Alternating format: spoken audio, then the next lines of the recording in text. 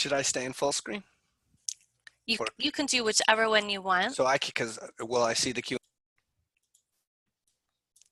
Yes, hi Cassandra, we can see this. Welcome. So I'm going to get started. Hi everybody, my name is Amy Bryant of Parenting Beyond Punishment and Wild Child Counseling here in Atlanta, Georgia. And I am here today with a guest that I finally met in person this last February. We've known each other through Facebook groups for a few years, and he came to Atlanta to speak at a discipline conference here, a school discipline conference with Dr. Ross Green and Dr. Bettina Love and Dr. Tina Bryson and a whole bunch of amazing people. And so not only is he professional and knowledgeable, he's also a dynamic speaker. No pressure, Greg. Now I owe you money. So this is Greg Santucci, and he is a dad, and he's also a pediatric occupational therapist, and he's the founder of Power Play Pedatric Therapy. He's a certified in sensory integration, and he works in schools and at his own therapy center. He also lectures nationally on sensory processing, self-regulation, challenging behaviors, and best practices in schools. And Greg, welcome. I'm so Hello. glad you're here today. I can't thank you enough for having me. You are just mind-boggling brilliant for doing all of this. And I can't wait to talk shop with you and everyone watching for an hour. So Yeah, it's let's gonna go. be great. Okay, that sounds good. So I'm hoping really to help parents and educators and other professionals who might be here today better understand children's behaviors as it might relate to your work as an occupational therapist. And of course, for that reason, what makes your work so important in children's and adults' lives. I know in my work as a psychotherapist, with the specific children that I work with, I probably send 90% of my clients for an OT referral. Ooh. I mean, it's wild child counseling, so that's typically what I see. Right. And parents are always amazed at how quickly things can turn around. And so that's why I'm like, oh, we've got to get Greg to come and chat. I really want people to know like how powerful this really is. So maybe we can just start with talking about some of the behaviors that parents and professionals might notice at home or at school. Right. And it's funny,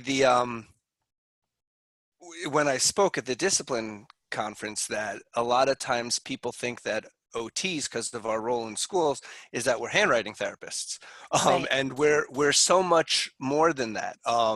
So by definition of what occupational therapy actually is, occupation being things that occupy your time.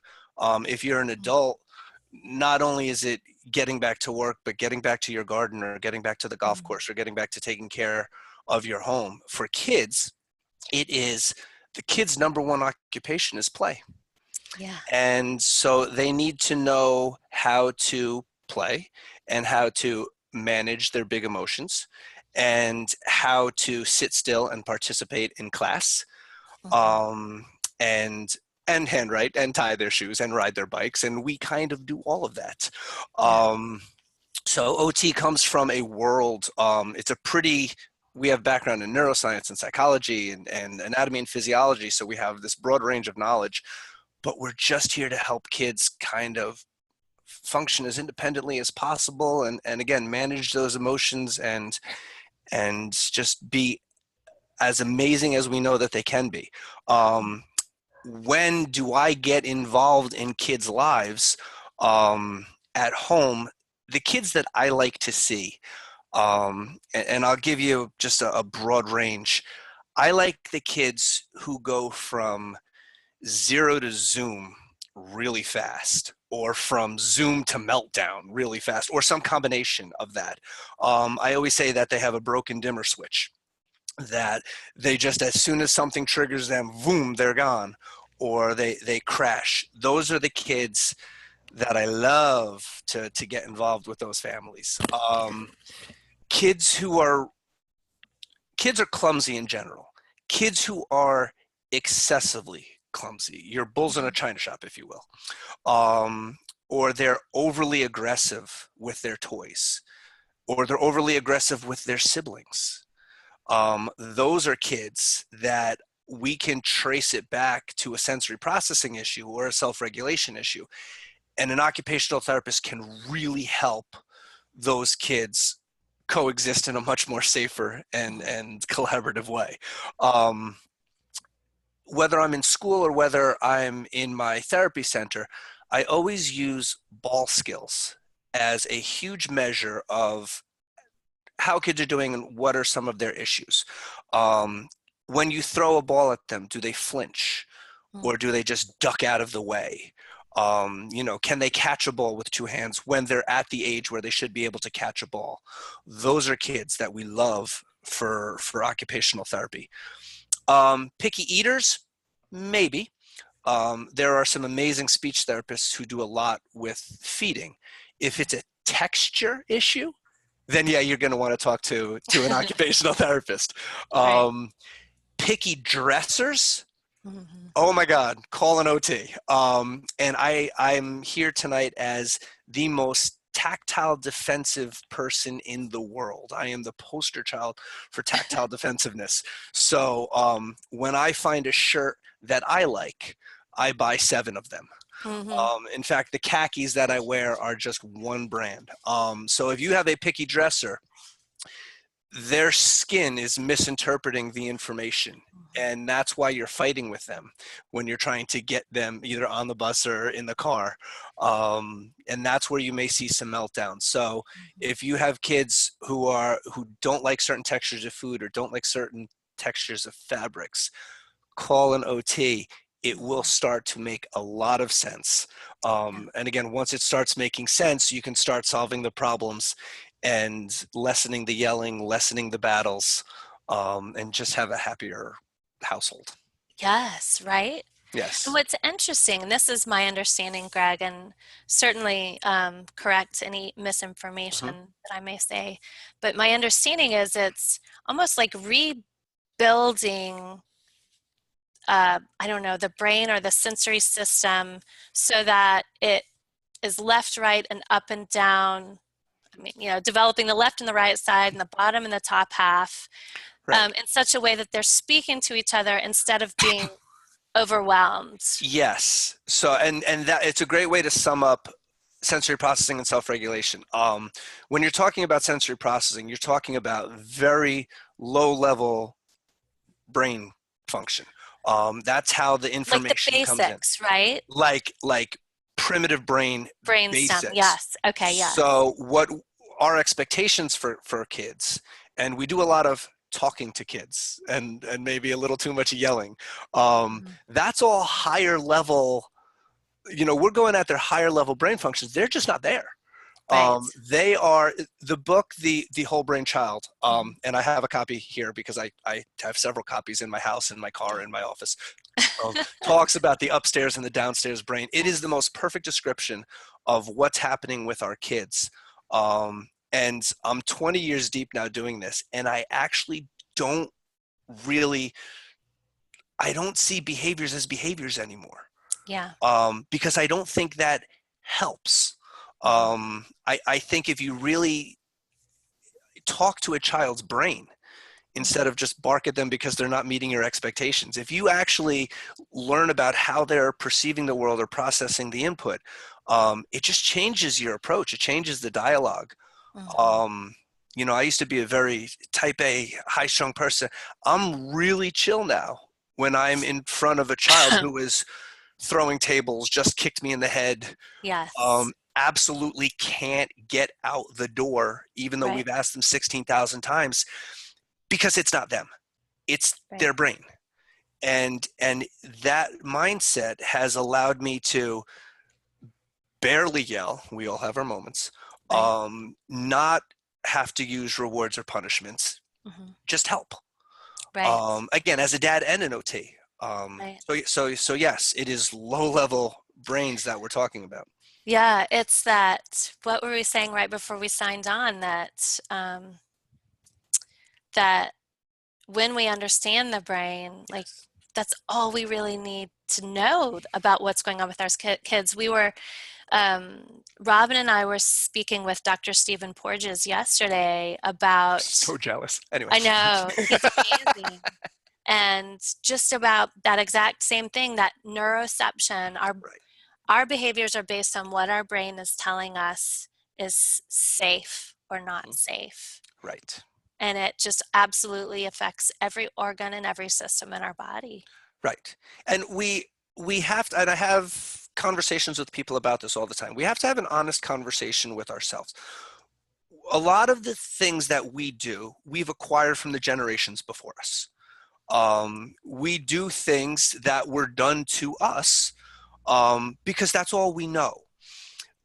But with the idea of and the thrust of information that has come out from the neurosciences, we know more now than previous generations. We have brain scans now. We Yeah. have longitudinal studies showing impacts of certain behavioral approaches. Like we have so much good information that, you know, whether or not you turned out okay or not is that's a whole different webinar. But we have to have an honest conversation. Is it the kids, or is it our expectations are not matching up with our kids' brains? Because now we know how our kids' brains work. Um, so We so have to yeah, change, I right? throw We have that to out there. change our Right, expectation. we know more now. So, Hmm. and it's okay to change our expectations, because again, you're not being permissive or giving away the candy store. You're Hmm. responding to their brain. Right. Um, and that's again having that background of the neurosciences and psych and everything. Yeah. This is why occupational therapy really fits into challenging behaviors and Yeah. problems with self-regulation. Right. Yes. Right. Well, let's talk then. Yes. Tell us more about self-regulation and dysregulation, and have some water. All right, there you go. It's club soda. Water with bubbles, as my kids call Yeah. it. Okay, so self-regulation. Let's define it first. It's the ability to deal with stress and stressors effectively and efficiently, and then return to that baseline of calm and focused and alert. Um, and if I was in a preschool today and I saw a lot of kids get dysregulated very quickly, Hmm. whether it was the noise in the gym or the balls flying around or going to pick up a ball that then their friend picked up and they just couldn't handle that.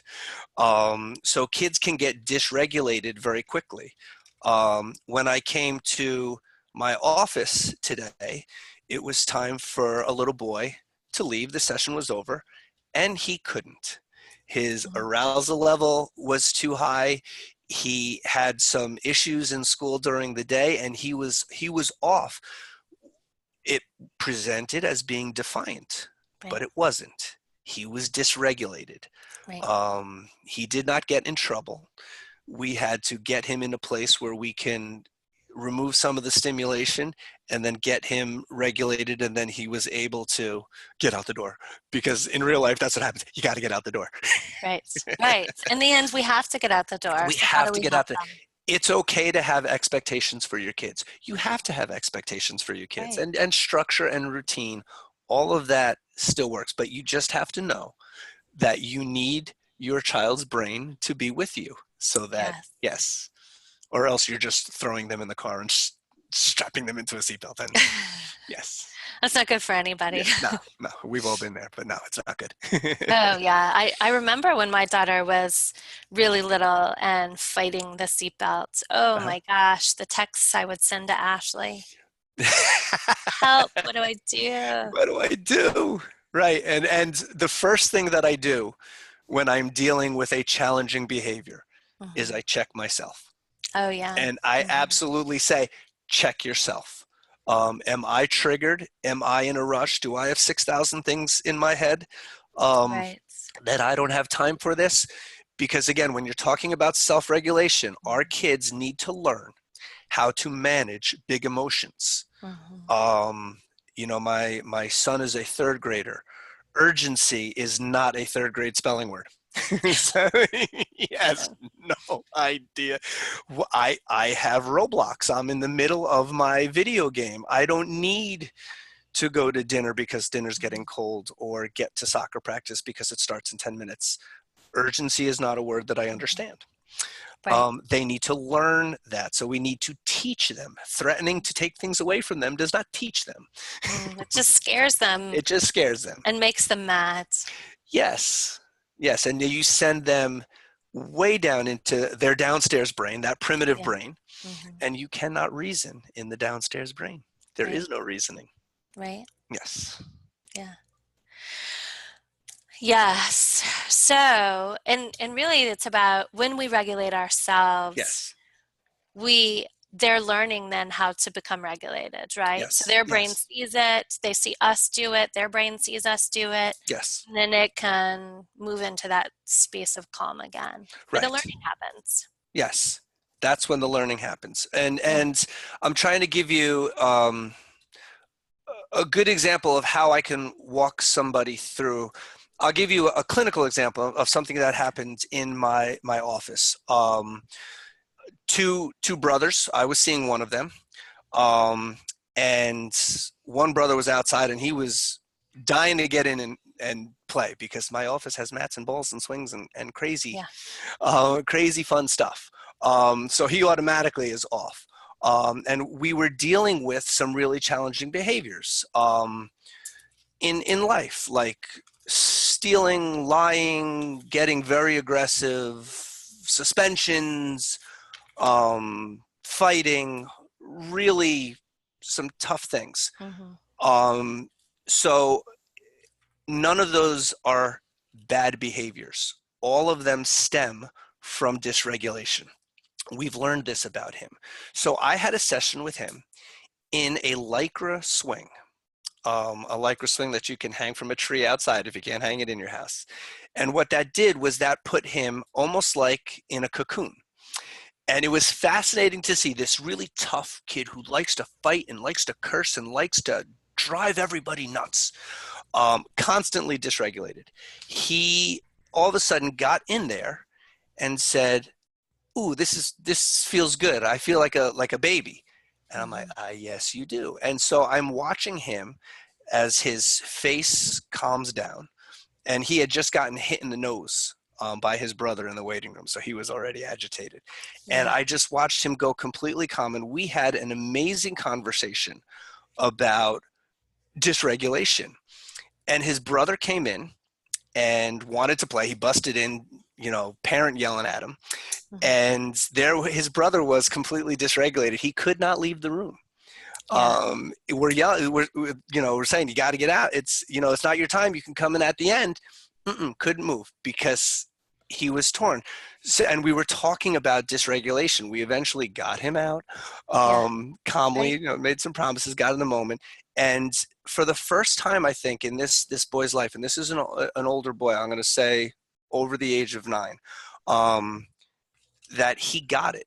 And I channeled my inner Ross Green of the not only kids do well if they can, but doing well is preferred over doing poorly. Yes. This is a kid who likes to get into fights. He got in a fight in recess, and I said to him, "Doing well is more fun than doing poorly. Winning the championship in a soccer game is more fun than getting a red card for hitting a player." It may seem that it felt good to hit that player, but the person who won the championship had more fun. So again, in that lycra swing, I had him in flexion, so we can talk about that whole physiological piece.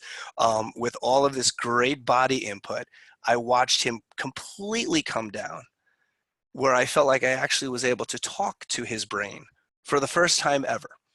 And then the text to mom came and everything like, "We have a breakthrough." So that was a very long story and a lot of things going on.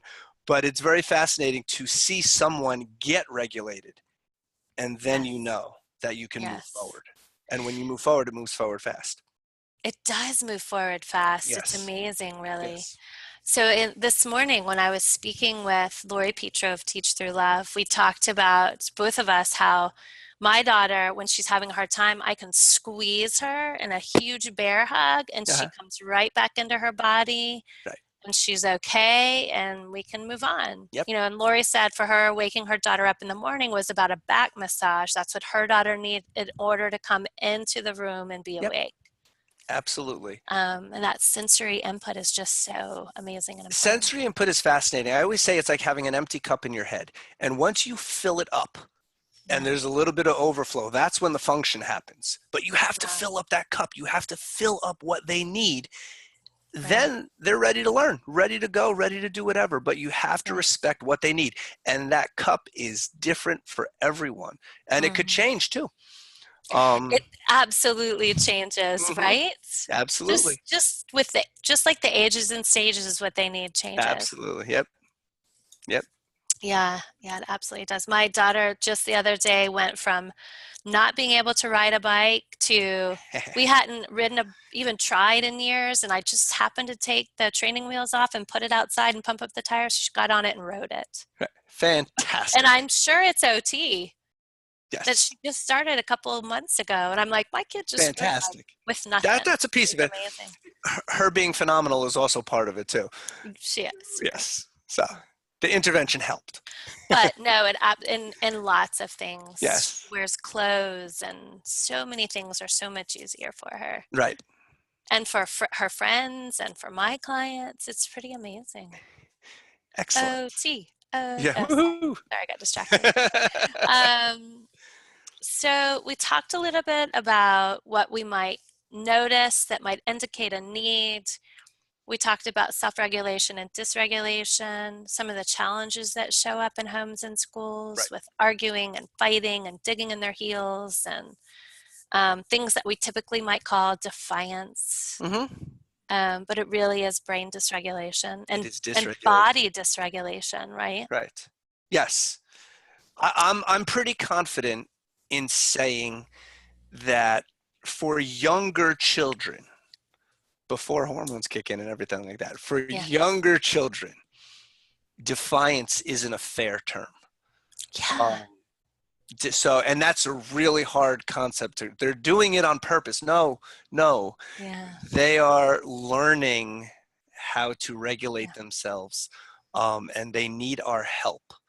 There Mhm. is no sticker, behavior chart, punishment, taking YouTube away for a month. That nothing of that is going to help them learn the regulation. They need our help. So Mhm. yes, I'm not a fan of defiance. As kids get that upstairs brain and they are able to cognitively make decisions and challenge us based on that, that's teenagers are a whole different beast. And Yeah. that's why we're working so hard on the younger kids to make Right. the teenage years a little bit more tolerable. When you have that connection, Mhm. um, you solve a lot of the problems that parents typically run into with teenagers Mhm. because you're building that foundation based on mutual respect. Yeah, and Um, trust, right? right, absolutely. Um, I can't say it enough. We want to we feel that kids should respect us. That starts with us respecting them and Mhm. respecting their brains. And we're not Absolutely. being soft Yeah, when we're doing that. right, We're being their rock because they need us. right. They do. Yes. Someone commented that they were thinking that sometimes we find that kids act faster than their brains and their brain functions slower than their movement, Yes. and so they're just not quite able to. Yes. It's so true, right? That impulse control and Absolutely. yeah. Yep. That is all part of self-regulation. Mhm. Absolutely. Yeah, so much so. Yes. Well, what do you think? Can you talk a little bit about the sensory processing system in more detail? Yeah, I find and it and I'm fascinating. gonna simplify it, Okay, do please. because there's a lot of big words with it, Okay.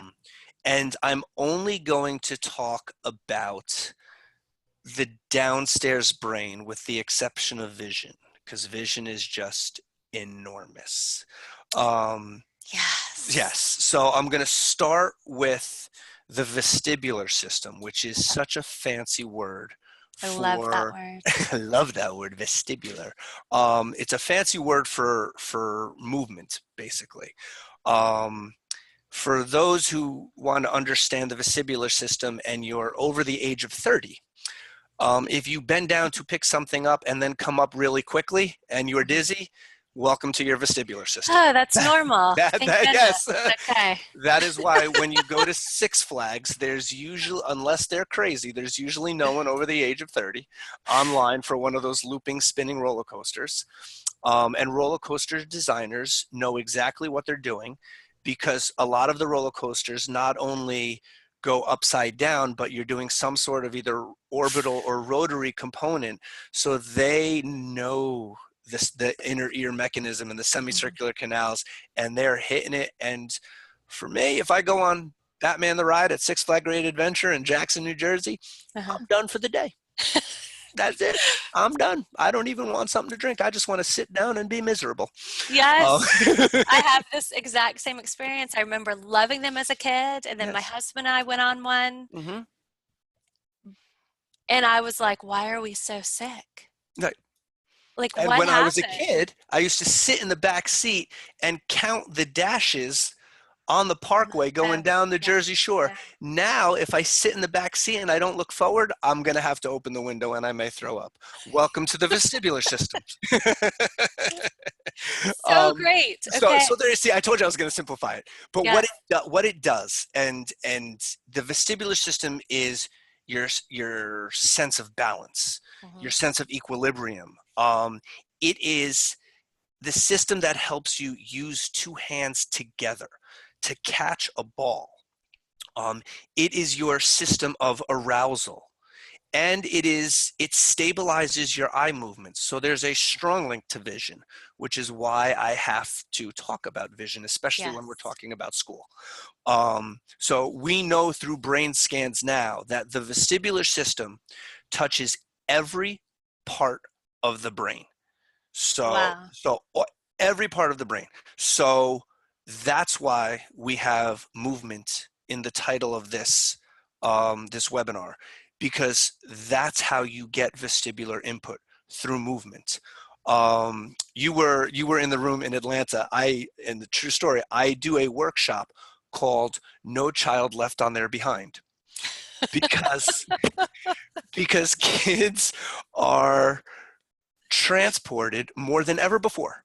Mhm. We put them in the baby Bjorns and in the car seats and then into the strollers, and we don't roll down hills anymore. Yeah. And we don't go off on our bikes until the streetlights go on anymore. Mhm. We watch YouTube videos and Yeah. we just don't move. And Mhm. that feeds into the dysregulation because we're changing the developmental pattern that our bodies have been so used to. Mhm. We always say kids these days don't roll down hills.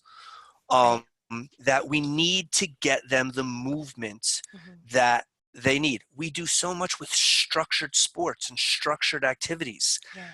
We need to just move freely, climb a tree. Yeah. I send that one to Ashley. Climb a Yeah. tree whose son Yes. climbs to the clouds. I know. So fantastic. So Best picture ever. Cassandra says that her balance Yes. is off a lot. So is that related to the vestibular system? Yes. And as an adult, there's little crystals that start, um, you know, breaking off and falling off. So our vestibular system does change over time.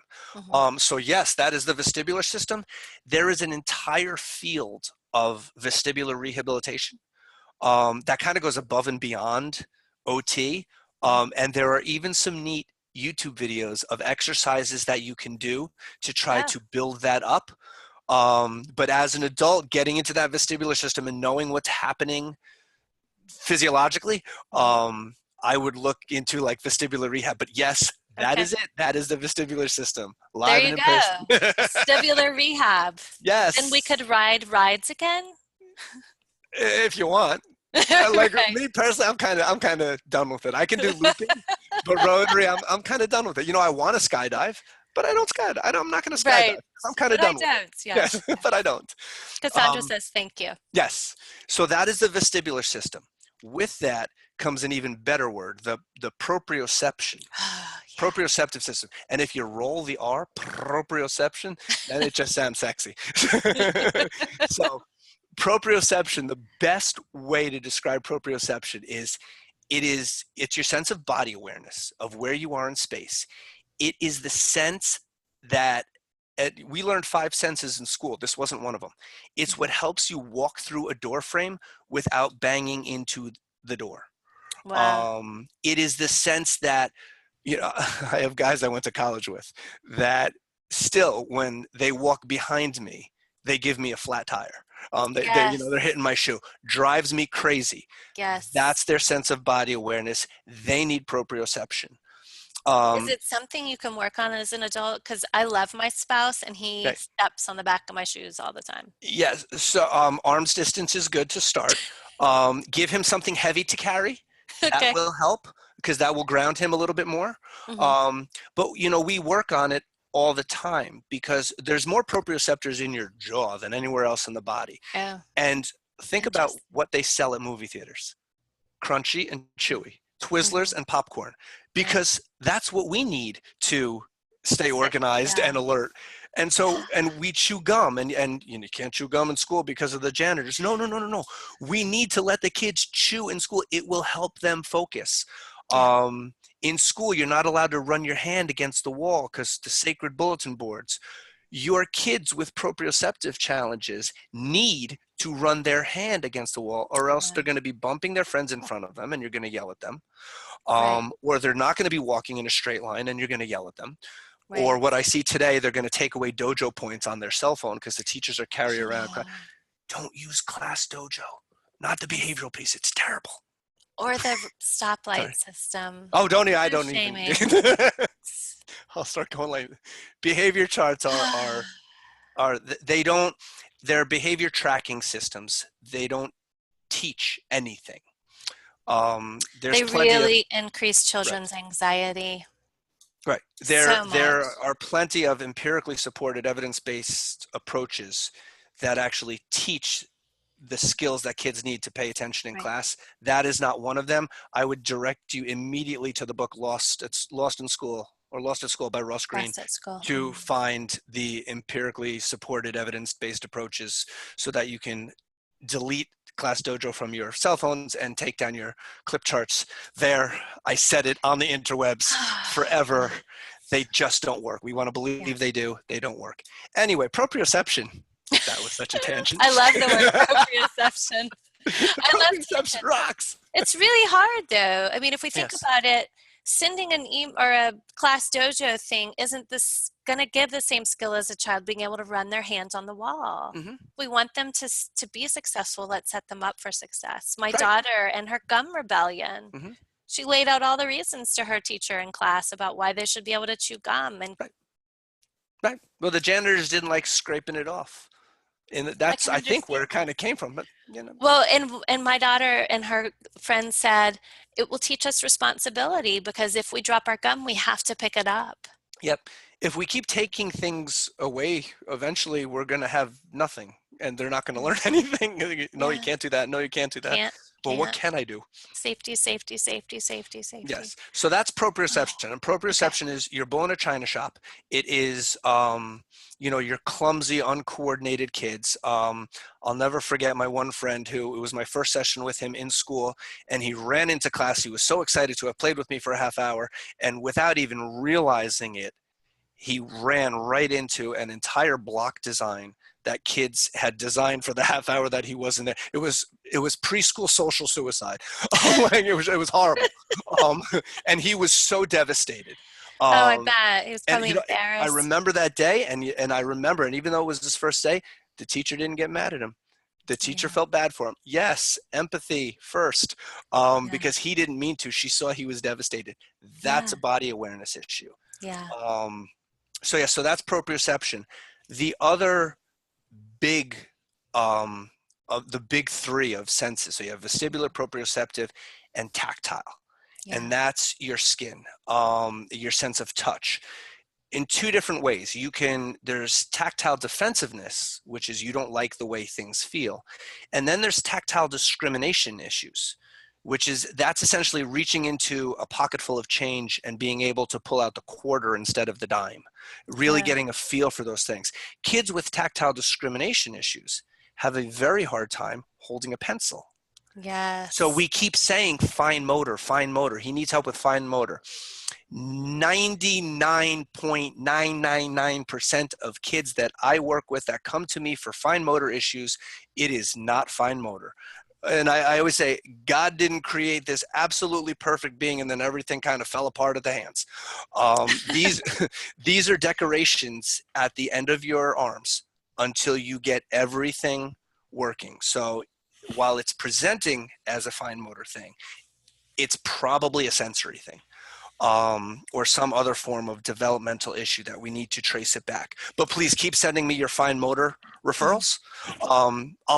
I'll right the ship and help the kid. Right, because So, there's probably some other things going on, right, right? absolutely. So, and tactile in the world of everybody making slime, I won't go near slime. My daughter keeps making new versions of slime. She knows, just show me. I'm not touching it. Yes. But in school, if you're finger painting, use a Q-tip, or Yeah. have a paper towel there to get them used to it. Or go on the I'm giving you a plug.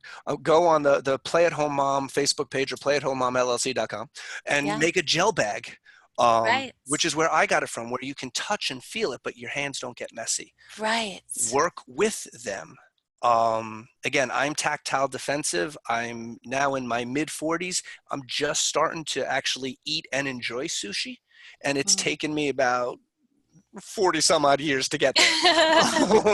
Right. um, so again, you just have to. So those are the big three. The other thing with vision is I think the stats now are 1 in 6 kids in school have an underlying visual deficit. Mhm. Um, and one of the things is, so much of what we do is at eye level, like a desktop level. And that's where YouTube is. And kids have lost the skill of looking up and looking down and looking up and Yeah, looking down. right. A lot of times kids end their day laying on their side, looking at a screen, Mhm. which is the worst thing for you, but you are not using the muscles that you need for reading, for handwriting, and for Mhm. copying. So I would say if your child is having trouble with reading, writing, or copying, a developmental optometrist is a Yes. great place to start, or an OT who would refer to a developmental optometrist Mhm. first, because your eyes are supposed to move Track. like windshield wipers. Mhm. And if they don't, that's an issue with binocularity.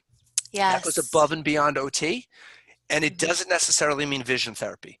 The developmental optometrist could prescribe glasses that help the eyes do the work so that the kids can not spend their energy on trying to keep their eyes straight, that they can Right. actually focus on the actual Yeah. task. And this is something very different than not being able to see. They might have fine Right. vision. That's acuity. That's the nurse's screening. Yes. Yes. Yes. And that this is a developmental optometrist is totally Right. different. I'm having a developmental optometrist come speak in May Yes. because this is so Fantastic. important. And I want Because to children, clarify that yeah. because a lot of times parents will hear eye doctor and they'll go to their eye doctor, who is usually an ophthalmologist. Hmm. Ophthalmologists are MDs. They are a very important profession. They are interested in the pathology of the eye. Hmm. Um, they may not be as concerned about that as a developmental optometrist who's truly focused on functional visual skills. They Hmm. are very OT friendly. They work hand in hand. A lot of times I will find a convergence issue, a convergence as something comes towards you, your eyes move in and then move Hmm. out as it moves away. They will tell me whether or not it's a convergence insufficiency or a convergence excess. It's They'll, they'll amazing. help me out, and then they'll throw me some activities. Yeah. Boom, the kids' reading levels go up almost instantly when you get the right prescription. I just had it happen. A Hmm. girl in half of a school year, her reading levels went up 3 grade levels because she went to a Right. developmental optometrist, and I ended up discharging her from OT. So OT Right. found it, the developmental optometrist got involved, and then Yeah. the kid's now confident. It's amazing, Amazing right? thing. Yes. And it's not because the child was willfully being lazy or Right. unmotivated. That, and this is where, again, we get into the dysregulation. They Hmm. were having a hard time Yeah, in school copying. Now, it may be that they're not paying attention. No, they were having a hard time copying, or they didn't want to do it because they were avoiding work. No, they were having a vision issue that was making it hard to copy. Like, you yeah. can take every behavior that we're labeling attention seeking, avoiding, or Hmm. escaping, Right, and as soon as you ask why, you start getting into the brain. If you yeah, stop at attention seeking, avoiding, and escaping, you haven't started talking about the brain. right, Treat the brain, not the behavior. right. Ooh, So we that's on the have interweb too. a Yes. We're gonna have to make memes out of this, Greg. Yes. So we have a comment. Someone Okay. said, I met this kid and she tends to put objects near to her eyes, like very near to her face. And the parents sent her to the eye specialist, but Mhm. the eye specialist says her vision is okay. She Yeah. just has the habit to see things very near. And so the parents didn't know what to do. What was the eye specialist? I don't know. Yes. What was the eye specialist? It may have been an ophthalmologist. This could be exactly what I'm talking about. Yeah, Um, so with that, if they're putting something up close to their face, clearly there is a visual issue. yeah, If they are pinning their eyes on the side and using their end range of their vision, which we see yes. that a lot in the autism spectrum, that's actually painful. If you try that and you hold it, that actually hurts. So they're looking I know for that's. input. Hmm. So I'm going not only vision, which I think needs to be explored through developmental optometry, but I'm going big time proprioceptive and big time vestibular. So I'm doing a lot of swinging, crashing, heavy work Hmm. so that they don't feel that they have to be trapped here, that they can come into the world that's directly in front of Wow. them and not on their side. Yeah. So there's two different things with that. It hurts. Yeah. Yes. Cassandra says it hurts me to do Sorry. that big Yes. time. Stop doing it, please. You're okay. You get it. We're all like, we all have headaches. Well, I wish I had little cameras of everybody like staring at their screen. Like, wow, I really need to stop doing that. Oh Right. my. Right. Okay, so I hit all four of the sensory Perfect. systems that I wanted to hit, but sensory processing is a natural process of brain function. Like we do it all day long. Hmm. Um, so in terms putting it in terms of self-regulation, you can put it into sensory issues into three different categories. You can call it differences, disorders, or disabilities. A sensory difference, a sensory disorder, or a sensory disability. If you have a sensory difference, that's my son saying that jeans are crunchy. Oh, Hmm. just put these on, you're fine. No, in my opinion, jeans are not crunchy. In his opinion, jeans are crunchy. So, newsflash, jeans are crunchy, Right. whether you agree with it or not. You know, if it's 45 degrees outside and you're arguing with your kid to put your coat on, kids tend to run a little warmer than adults. And Yes. that may not be a battle you want to choose because one, you can't get sick from temperature. Your parents lied to you. Um, but also, you need a germ. Yeah. the Again, they're feeling temperature a little bit different from you. So you may maybe run a little colder.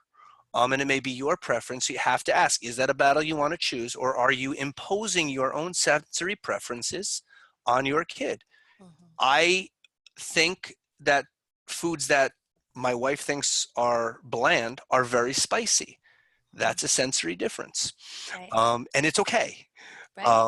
Haircuts can hurt, even though we think they don't actually hurt. Haircuts can hurt. That's a sensory difference. When you have a disability, you can't take in all of the sights and process it and then function effectively. You get dysregulated.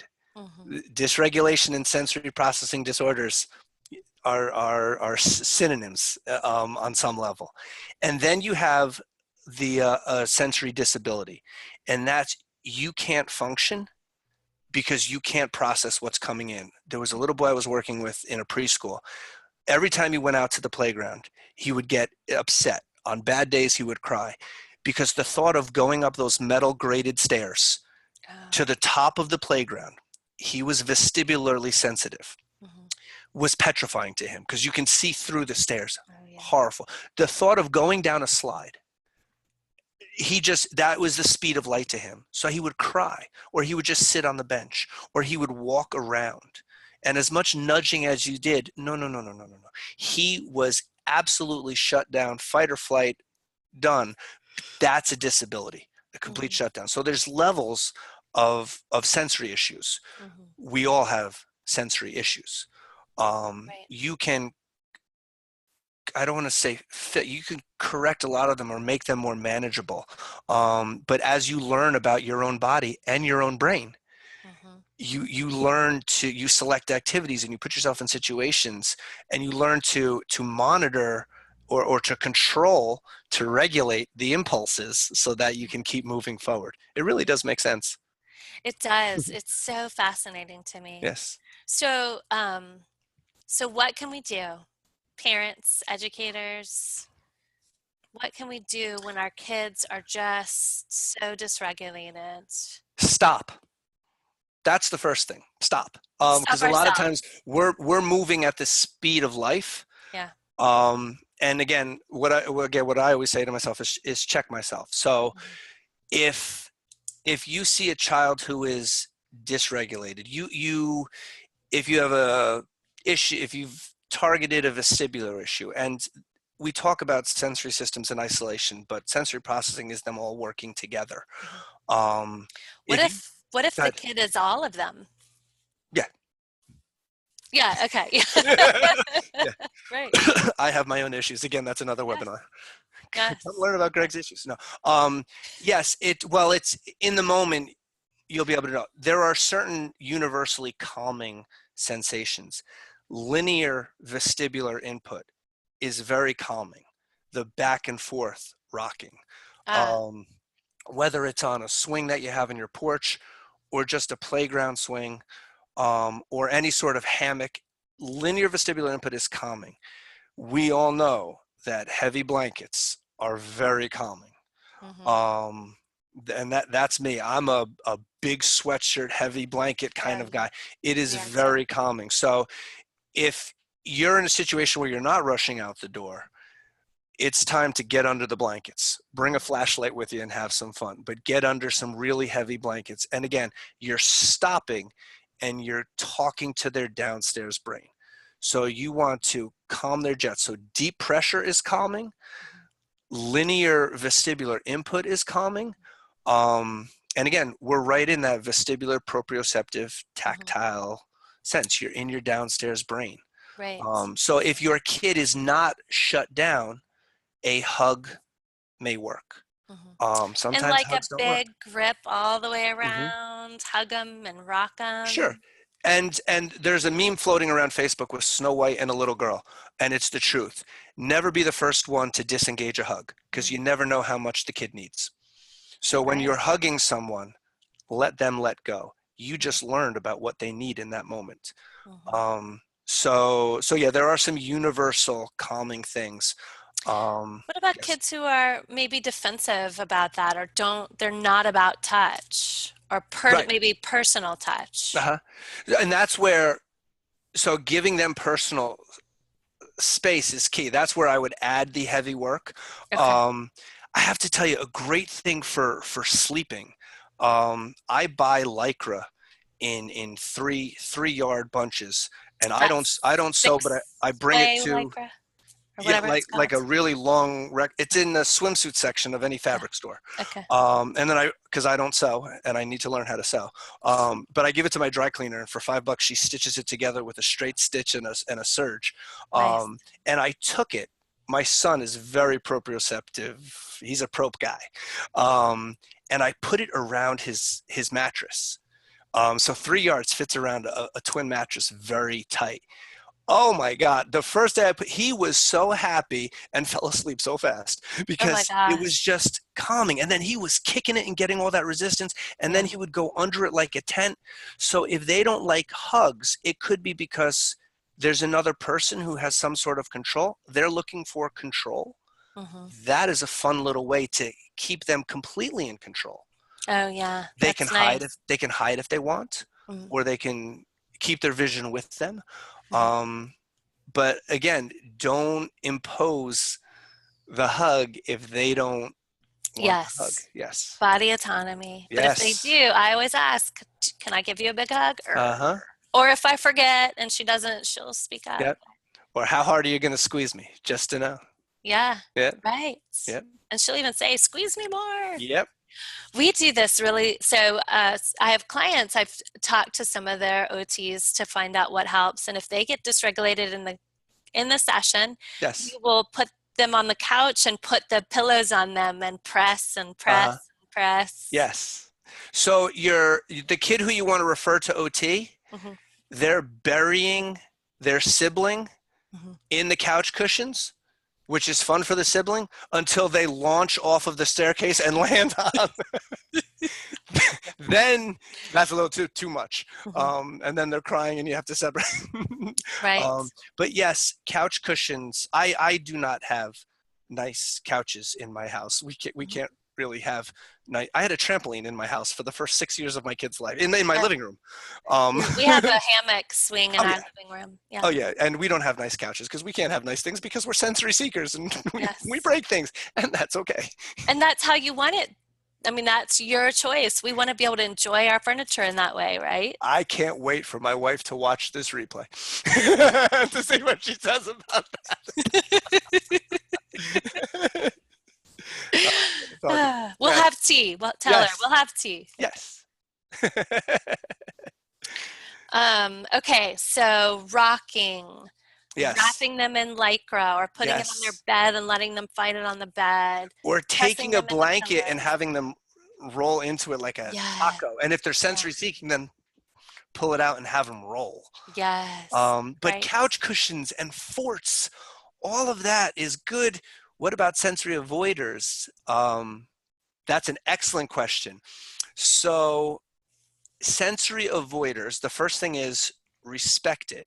Mhm, And the best part about sensory avoiders is if they trust you and you have them in a safe place, mhm, they will start taking chances. So, with any sort of avoiding, you want to get them safe, make them feel that they're not going to die when they get the input. I have videos in my workshops of a little boy who had to jump down about 6 inches, and you would think he was just jumping into an active volcano. He was oh wow, scared to death. yeah, We got him feeling safe, mhm, and then he started taking chances. oh Within a yeah, couple of weeks, he was then literally running down an indoor slide that I had yeah, because he felt safe. So, sensory yeah, avoiders, the first thing is respect it and make them feel safe. And it may take some time initially, mhm, but as soon as they blow the cobwebs off of their vestibular system, it's a vestibular issue. yeah, Um, then you will start to see they'll start to take chances on their own because they're learning about their body. mhm, With tactile defensiveness, I remind everyone you cannot turn off your skin. You can right. close your eyes, you can cover your ears, but because it again, keep them safe, keep them exploring but not suffering, and Right. just slowly move them out of their comfort zone.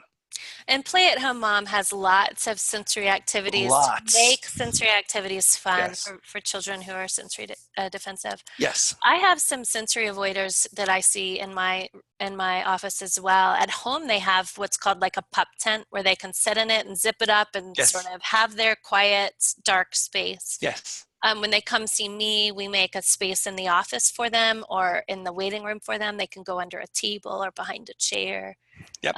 Fantastic. things like that, which is really nice.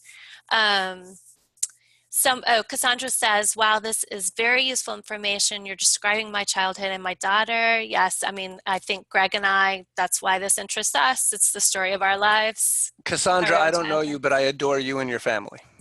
You have been fantastic for this past hour, and I can't even believe it's an hour. What happened? I know, it's already an hour. Allison, hi, Allison. Allison says, awesome tips. Thank you, Greg and Amy. I know this will help so many. Yay. Thanks for being here, Allison. And Greg, our numbers kept going up as the hour went on. they That's did. always good. When the numbers were, if they were ever going down, I'd be a little bit worried. Like, wow, we are boring them to death. Yes. We're going to Let's go rewatch another this hour. and Come be on. like, what the heck were we doing? Wow, we were happy. Yay. If anybody has another question before we sign off, put it up there real quick. Greg, this was amazing. Thank You you. are amazing. You And are amazing. so much. I just want to hug the computer.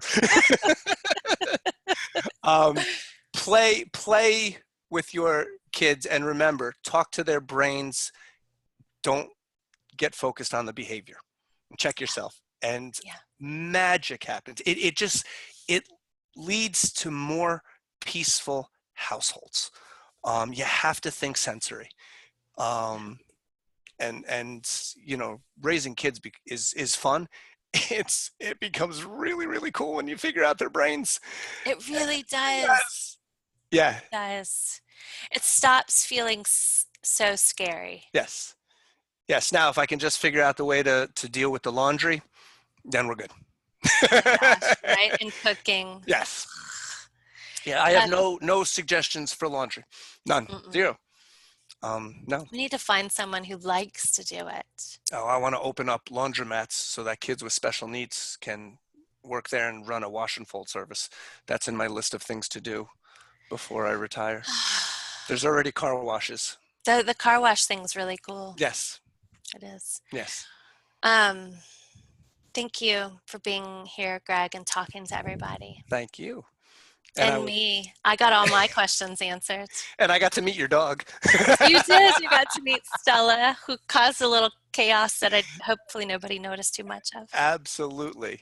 And if anybody has any questions, please just ask me. I'm all over the interwebs. I love talking shop. You can find him at Play at Home Mom and Parenting Beyond Punishment.